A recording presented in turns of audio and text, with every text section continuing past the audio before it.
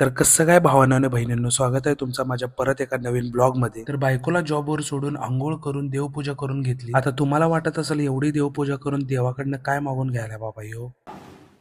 मैं नहीं बताऊंगा. देवपूजा झाली, डबा भरून घेतला. डबा भरून घेऊन निघालो जॉबला. आभाळाकडे बघून वाटत होते की बिल्डर साधात तर आज काय पाऊस पडतील का काय. जॉबवर पोहोचून बघतोय तर आमची पोरं स्वच्छतेचं लईच मनावर घेतलेले आहेत. घास की घास.